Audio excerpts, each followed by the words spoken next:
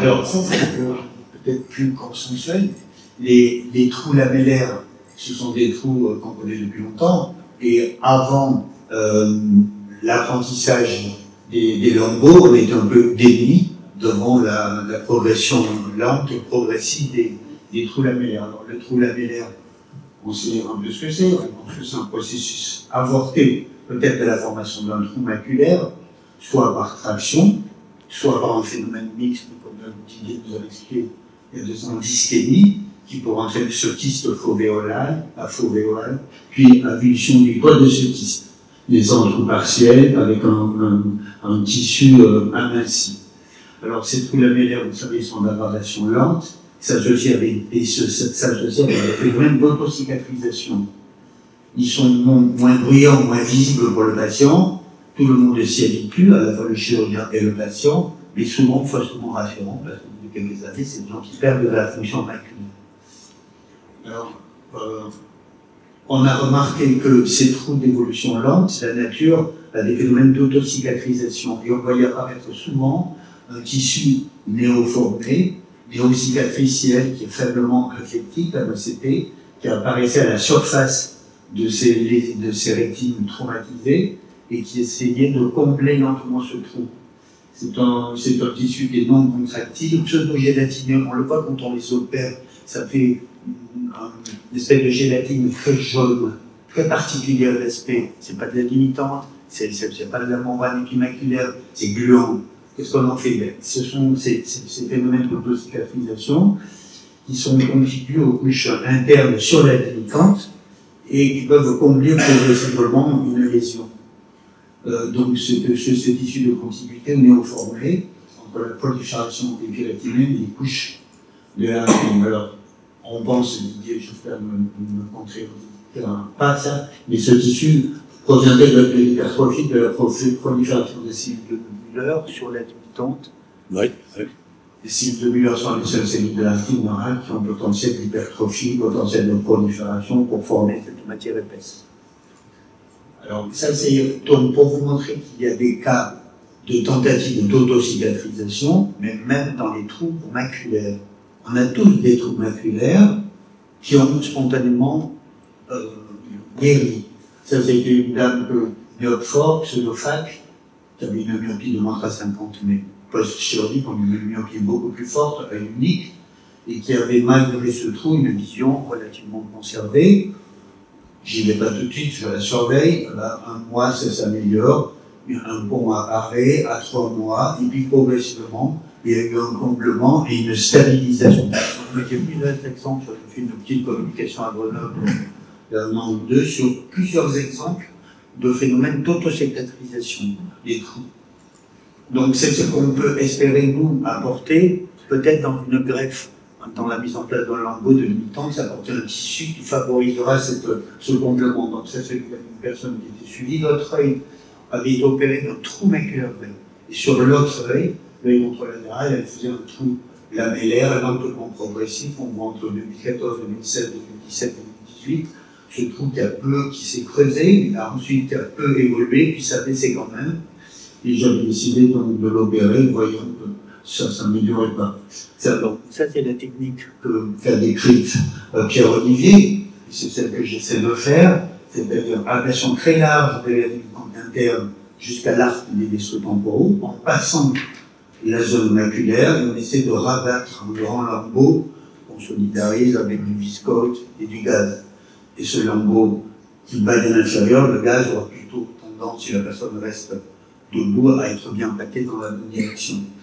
Donc ça, c'est un cas de photographie post-lambeau. On devine l'image sur la macula de ce lambeau, de la charnière supérieure, le lambeau, et du lambeau qui passe devant macroscopiquement.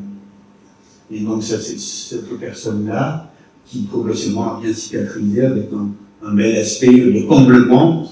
Si jamais il n'y avait pas eu d'amélioration, peut-être qu'il y aurait au moins une stabilisation, l'arrêt de la dégradation de sa fonction maculaire. Notre œil avait ça. Donc ce sont des pathologies un peu mixtes, une personne par trou de vitreux font un trou lamellaire dans le tien, un trou maculaire de l'autre, moins mal. Donc je conclue en disant que les lésions fausses sont rassurantes, c'est une urgence, mais plein de critères, on posera une indication.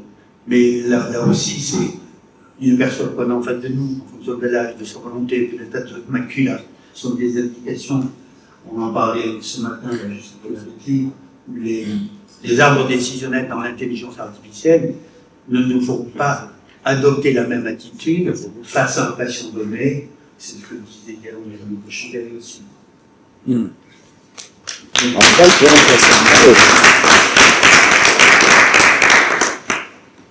Belle présentation, chirurgie esthétique de la Bien, j'ai une question.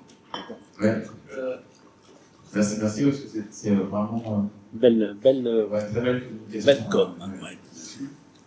Et c'est là où on voit bien, tu sais, que je vous avais présenté il y a 2 ans mon idée que le trou maculaire est dû à une ischémie choroïdienne et que cette ischémie choroïdienne est bilatérale, comme c'est décrit dans la littérature très largement.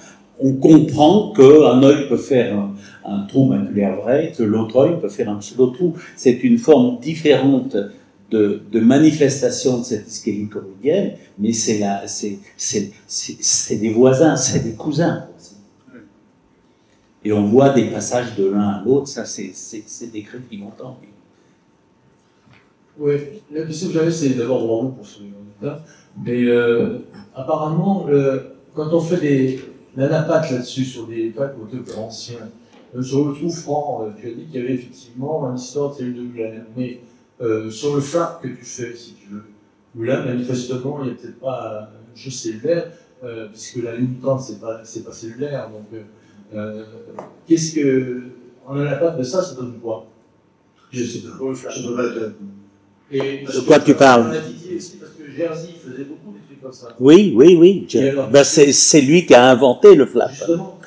Et alors, ils ont pas fait de et Michalewska, dont tu as parlé, Camille, c'est la fille de Jerzy. Donc, c'est la même équipe. Oui. Mais alors, on n'en a pas, ils n'ont pas défini ce qui permettait la. Non, mais là, on n'en a pas. Quand tu analyses ces lambeaux, tu trouves 2 choses, 2 contingents. Si tu as enlevé l'IAL8, il y a 2 contingents. La limitante interne, qui est du collagène 4 acellulaire, qui est une membrane de 1 micron qui est complètement inerte, et les cellules astrocytaires qui sont là, à ce niveau, et qui sont stimulées par la rétine en cas d'ischémie, parce que c'est la seule façon que la rétine a de répondre à l'ischémie. Mais en enlevant, en déchirant, pour employer ces termes, en déchirant la limitante interne, on traumatise la rétine, on stimule la réaction au traumatisme de la rétine, qui est la gliose mullérienne. Juste une toute petite remarque en marge de ta présentation. La publication la plus bluffante que j'ai vue dans les trous lamellaires vrais, avec des niveaux de restauration de l'architecture maculaire, j'en avais jamais vu, c'est les Allemands qui utilisent systématiquement le servant autologue. Donc, le servant sont les plaquettes, c'est ça? Ah. Alors, les plaquettes, on les avait utilisées il y a 25 ans. Ouais, Godry avait prouvé que les Américains utilisaient des vecteurs de croissance lipidique, je répète, qu'il fallait la peau des fesses, et Godry avait l'idée d'utiliser des concentrés de plaquettes. Donc, Christian Trepsa à Lyon faisait ça. Et moi, j'avais discuté avec mon patron, je me dis, tiens, ça m'intéresse, le début du trou maculaire. Et tous les gens que j'aurais à la clinique, la veille, je les envoyais au CTS. Le CTS, le jour de l'intervention, me donnait un petit flacon de concentré plaquettaire. Et au fond du trou, je mettais quelques gouttes de concentré plaquettaire et mon gaz. J'étais passé de 53% de réapplication à 65%. Et puis Didier nous a pris, oh les gars, vous êtes des ânes. La limitante, ça existe, et quand on pète une limitante interne, on fait des choses. Et effectivement, on est tous passés de 65% à 95%. Ouais. Et on n'avait plus de récidive. Ouais. Alors que quand on laissait la limitante, quand on réopérait la cataracte un an après, on avait 4%. Alors, c'est vrai que ce que tu dis, j'étais à Francfort avec Michel et d'autres, il reparle à nouveau du concentré de plaquettes. Et dans plein d'autres spécialités, la rhumato pour les genoux, la PRP, les dentistes. Pendant longtemps, je suis allé chez le dentiste, à Pierre, je rentre d'Espagne, le mec qui fait ça, je viens pour me faire soigner maintenant, il me prête du sang. Fait chier. Bon, je savais que ça ne servait à rien. Non. Alors, il faut le réévaluer, ça. C'est intéressant. Nous, on l'avait évalué, mais pas évalué, on l'avait utilisé, puis on a eu d'autres éléments anatomiques chirurgicaux qui nous ont fait progresser, mais effectivement, on en reparle. Et là, je ne sais pas, mais ça peut être intéressant. On a eu une discussion là-dessus. Je pense que vraiment d'ailleurs, la SRV, je pense que c'est vraiment intéressant qu'on se mette tous. Si quelqu'un a une idée géniale, je pense que l'idée qui est reprise, c'est finalement d'avoir une anatomie OCT qui soit la plus belle possible. Or, ce qu'on a tous remarqué, c'est que quand on perd la limite interne, il y a une réaction, une pléiose de la rétine qui va donner un aspect très particulier. On perd le profil, on va dire, physiologique de la fovéola avec la dépression. Et en fait, c'est ce qu'on attend. Donc, je pense que ce qui serait important, c'est pour arriver justement à plus communiquer, que ça ne soit pas décrit ni comme un thème, ou que même l'anatomie architecture ne soit pas décriée mais attendue. Il faudrait définir un terme justement de cette rétine à qui on enlève la limitante interne, qui finalement a une nouvelle entité anatomo-pathologique, et il faudrait le dire en fait, c'est-à-dire communiquer et trouver un nom. Alors il y a Yvette pour nous qui avait, je vais te donner la parole, parce qu'elle avait pensé justement à une définition anatomo-pathologique. Oui, en fait, parler d'hypertrophie des cellules globulaires, d'hypertrophie gliale de la macula. Parce que les cellules globulaires, lorsqu'elles sont stimulées par l'ablation de la limitante interne, elles se remplissent d'un filament glial et qui permet d'une part une restauration architecturale et en plus une régénération fonctionnelle et une régénération synaptique, etc. Donc en fait, parler d'hypertrophie gliale de la macula paraît un bon terme, dans la mesure que par rapport à l'hyperplasie définit une augmentation de la charge gliale d'un tissu, mais accompagnée d'une multiplication astrocytaire ou gliale, ce qui est, à mon avis, peut-être pas le cas dans le pelage de la limitante interne, en fait. Voilà. Ouais.